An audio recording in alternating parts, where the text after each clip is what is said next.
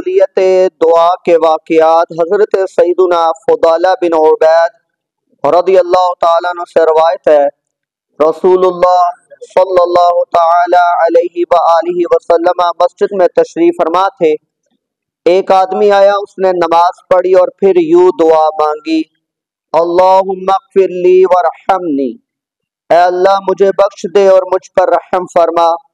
رسول اللہ صلی اللہ تعالی علیہ وآلہ وسلم نے ارشاد فرمایا، اے نمازی تو نے جلدی کی۔ پھر دعا کا طریقہ بیان کرتے ہوئے ارشاد فرمایا، جب تو نماز پڑھ کر بیٹھے تو پہلے اللہ تعالی کی حمد کر جو اس کے لائق ہے، پھر مجھ پر درود شریف پڑھ اور اس کے بعد دعا مانگ۔ راوی کا بیان ہے اس کے بعد ایک اور شخص نے نماز پڑھی، پھر اللہ عز و جل کی حمد کی اور نبی اکرم صلی اللہ تعالی علیہ وآلہ وسلم پر درود پڑھا تو نبی اکرم صلی اللہ تعالی علیہ وآلہ وسلم نے ارشاد فرمایا، اے نمازی تو دعا مانگ، تیری دعا قبول کی جائے گی۔ حضرت سیدنا عمر بن خطاب رضی اللہ تعالیٰ عنہ فرماتے ہیں، دعا زمین اور آسمان کے درمیان روک دی جاتی ہے جب تک تو اپنے نبی اکرم صلی اللہ تعالی علیہ وآلہ وسلم پر درود نہ بھیجے بلند نہیں ہو پاتی۔ حضرت مولا کائنات علی المرتضیٰ رضی اللہ تعالیٰ عنہ سے مروی ہے، فرماتے ہیں دعا اللہ تعالی سے حجاب میں ہے، یعنی پردے میں ہے، جب تک محمد صلی اللہ تعالی علیہ وآلہ وسلم اور ان کے اہل بیت پر درود نہ بھیجا جائے۔ اعلیٰ حضرت رضی اللہ تعالیٰ عنہ فرماتے ہیں، اے عزیزو، دعا طائر یعنی پرندہ ہے اور درود شہپر یعنی اس کا سب سے بڑا پر ہے۔ طائر بغیر پر کے کیا اڑ سکتا ہے؟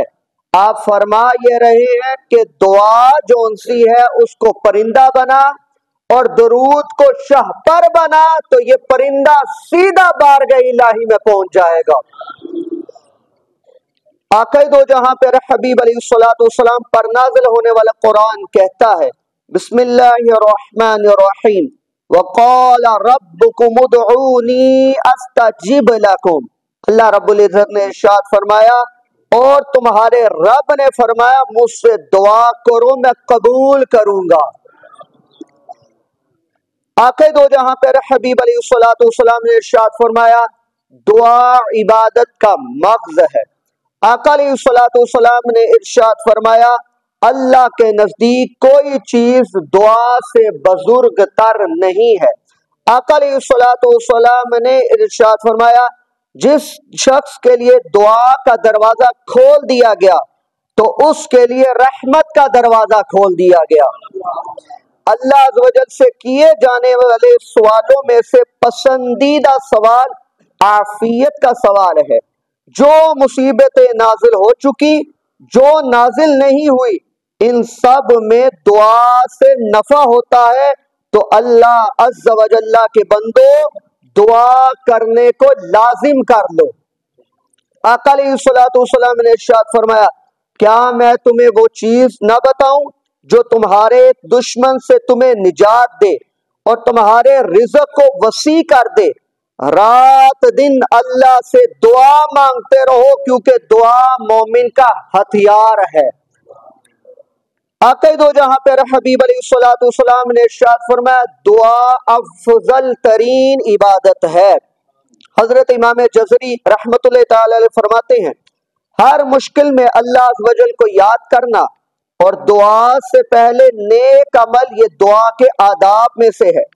جب کوئی بندہ اخلاص کے ساتھ کیے ہوئے نیک عمل کا وسیلہ اللہ کی بارگاہ میں پیش کرتا ہے، اللہ تعالیٰ اس کی دعا کو قبول فرما لیتا ہے۔ اس پر ایک صحیح بخاری کی حدیث مبارکہ جو کہ طویل حدیث مبارکہ ہے، اس پر بھی اس کی سند ملتی ہے کہ تین آدمی جو بارش کے ڈر سے وہ ایک چٹان میں داخل ہوئے تو آگے سے پتھر آ لیا اور ان کا غار بند ہو گیا۔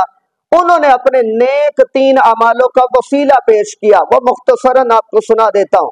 ایک نے یہ کہا یا باری تعالیٰ میں اپنے والدین کے لیے دودھ رکھتا ہوں، کسی کو نہیں دیتا، سب سے پہلے اپنے والدین کو پلاتا ہوں۔ ایک دن وہ لیٹ ہو گیا، آیا تو والدین دونوں سو چکے تھے، اس نے دودھ کا پیالہ لیے کھڑا رہا، اس نے کہا دوں گا تو والدین کو ہی دوں گا۔ صبح ہو گئی تو اس نے اپنے والدین کو دیا، اور اس کا وسیلہ دیا، اللہ تعالیٰ نے تھوڑی سی چٹان کو ہلا دیا۔ دوسرا کہتا ہے یا باری تعالیٰ ایک عورت میرے پاس آئی، گناہ کا ارادہ بنا، اس نے مجھے کہا ڈر اللہ سے، میں ڈر کر پیچھے ہٹ گیا اور 100 دینار بھی دیا، اللہ تعالیٰ نے چٹان کو مزید ہلا دیا۔ تیسرا شخص کہتا ہے کہ میرے پاس مزدور تھے، میں مزدوری دی، ہر ایک کو دی، ایک کو نہ دی، ایک بچ گیا، میں نے اس کی مزدوری سے کام شروع کیا، بڑا کام پھیل گیا، گائے بیل بھینسیں، بڑا بکریاں، بہت بڑا ریوڑ ہو گیا۔ تو کہتے ہیں برسوں کے بعد وہ شخص آیا، یا باری تعالیٰ میں نے یہ کیا کہ میں نے کہا کہ یہ سارا تیرا ہے۔ اس نے کہا مجھ سے مذاق نہ کرو، میری تو اجرت چند ٹکے تھی اور یہ تو اتنا بڑا ریوڑ ہے۔ کہا تیرے ٹکے سے یہ ریوڑ بنا ہے، جا میں سارا اللہ کی رضا کے لیے تجھے دیتا ہوں۔ کہا یا اللہ اگر یہ کام پسند ہے تو اس چٹان کو ہلا دے۔ کہتے یہ کہنے کی دیر تھی، ساری چٹان ہل گئی تو راستہ بن گیا۔ تو اپنے نیک اعمال جو آپ نے اللہ کی رضا کے لیے کیے ہیں ان کو دعا میں وسیلہ بنایا کرے، اللہ تعالیٰ اس کے وسیلے سے دعاؤں کو قبول فرماتا ہے۔ سنیے، ایک مرتبہ حضرت موسیٰ کلیم اللہ کا گزر ایک ایسے شخص کے پاس سے ہوا جو بہت گڑ گڑا رہا تھا اور گڑ گڑا کر دعا مانگ رہا تھا۔ حضرت موسیٰ علیہ السلام نے فرمایا اگر میرے پاس میں ہوتا نا تو میں ضرور اس کی حاجت کو پورا کرتا۔ تو اللہ عز و جل نے اسی وقت حضرت موسیٰ علیہ السلام پر وحی بھیج دی اور فرمایا اے موسیٰ میں تجھ سے زیادہ رحیم بھی ہوں اور تجھ سے زیادہ کریم بھی ہوں، مگر بات یہ ہے کہ یہ شخص پکار مجھے رہا ہے پر اس کا دل بکریوں میں پھنسا ہوا ہے، اس کا دل بکریوں میں لگا ہوا ہے۔ میں ایسے شخص کی دعا نہیں سنتا جس کا دل غیر کی طرف لگا ہو۔ جب حضرت موسیٰ علیہ السلام نے یہ بات اس شخص کو بتائی تو اس نے دل سے اللہ عز و جل کی بارگاہ میں دعا کی، اللہ تعالیٰ نے فوراً درجہ قبولیت عطا فرما دی۔ بادشاہ وقت حضرت اورنگزیب عالمگیر بہت بڑے عالم دین بھی تھے، بہت بڑے مجدد بھی گزرے ہیں رحمت اللہ تعالی علیہ۔ آپ شیخ ہند سلطان الہند حضرت غریب نواز کے مزار پر ایک دفعہ تشریف لے گئے تو باہر ایک نبینہ صدا بلند کر رہا تھا، اے غریب نواز مجھے آنکھیں دے، اے غریب نواز مجھے آنکھیں دے۔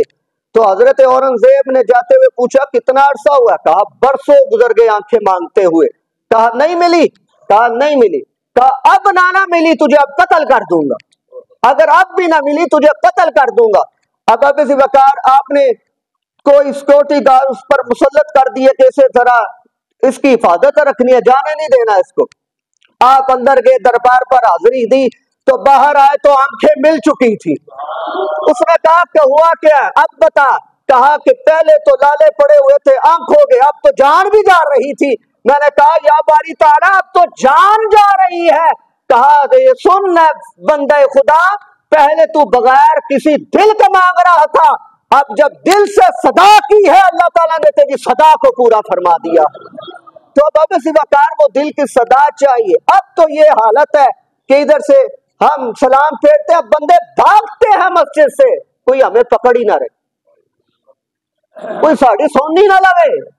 حافظ صاحب بڑی لمبی دعا کر چھڑی، حافظ صاحب بڑی لمبی۔ ہم نے تو لمبی دعائیں کرنا چھوڑ دی، پہلے میں شروع میں کیا کرتا تھا بڑی لمبی لمبی دعائیں، اس کے بعد عوام الناس کو دیکھا کہ عوام الناس بھاگتی ہے کہ دعا لمبی نہ ہو جائے۔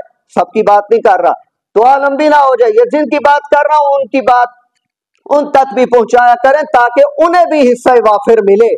تو اب اسی وقار دعا عبادت کا مغز ہے، دعا مومن کا ہتھیار ہے، دعا اللہ تعالیٰ کی قبولیت کا ذریعہ ہے، دعا اللہ تعالیٰ کو خوش کرنے کا ذریعہ ہے۔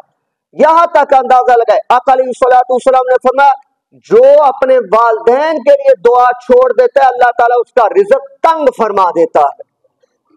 یہاں تک بھی باتیں ہیں، اس وجہ سے اب اسی وقت جتنا ہو سکے اپنے رب سے مانگنا چاہیے، ہم وہ ہیں کہ بندے سے زیادہ مانگے تو بندہ ناراض ہو جاتا ہے، لیکن رب وہ ہے جتنا زیادہ مانگے اتنا راضی ہوتا ہے۔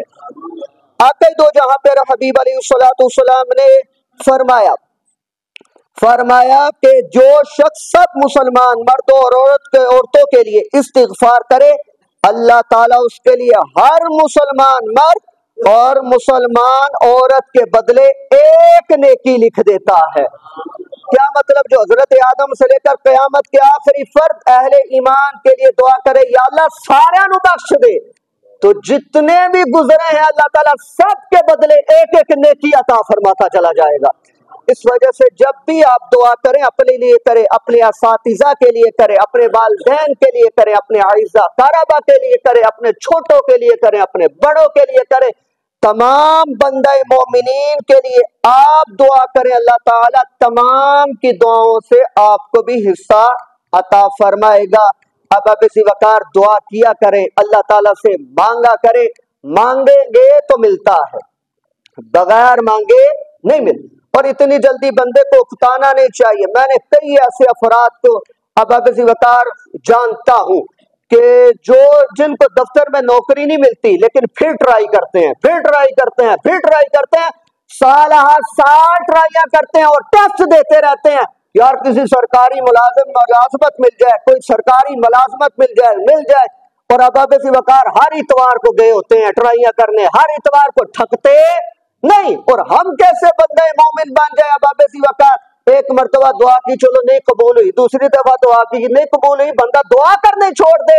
اس کی ایک مثال دینا چاہتا ہوں۔ دو دوست ہو نا، ایک دو دوسرے دوست کو 1000 کام کہے، اس نے ایک بھی نہ کیے ہو، جو پہلا دوست ہے وہ دوسرے دوست جس نے کام نہیں کیے، جب دوسرے کو کہتا ہوا پہلے ڈرے گا کہ یار مینوں ہی تیرے نال کوئی کام پہ گیا ہے، میرا ایک کام ذرا درست کر دے، پہلے ڈرے گا، لیکن اگر کہہ بھی دے گا، اگر وہ نہیں کرے گا تو گلہ کرے گا۔ وہ اسے پتا ہے میں نے اس کے 1000 کام نہیں کیے، تو اس نے میرا ایک کام نہیں کیا، تو گلہ تو بنتا نہیں۔ اب اسی وقار بندہ کبھی غور کرے کہ اللہ کے احکامات کتنے زیادہ ہم پر ہیں، ہم نے کتنوں پر عمل کیا ہوا ہے، ہم کتنے بڑے نافرمان ہیں۔ لیکن اگر اللہ تعالی اگر فی الفور ہماری دعا قبول نہیں فرما رہا تو ہو سکتا ہے اس میں ہمارا بھلا ہو۔ کیا؟ جتنی دعائیں ہماری دنیا میں قبول نہیں ہوں گی، اللہ تعالیٰ اجر کی صورت میں قیامت میں عطا فرمائے گا۔ تو اس طرح بندے کو غور و فکر کرتے رہنا چاہیے۔ بندے وظیفے چھوڑ دیتے ہیں اور ان وظیفوں کے کام مکمل کرنے کے لیے نمازیں شروع کر دیتے ہیں، لیکن جب کام مکمل نہیں ہوتا تو کی فائدہ ہویا؟ انیاں نمازیں پڑھیاں نے، کام بھی نہیں ہویا۔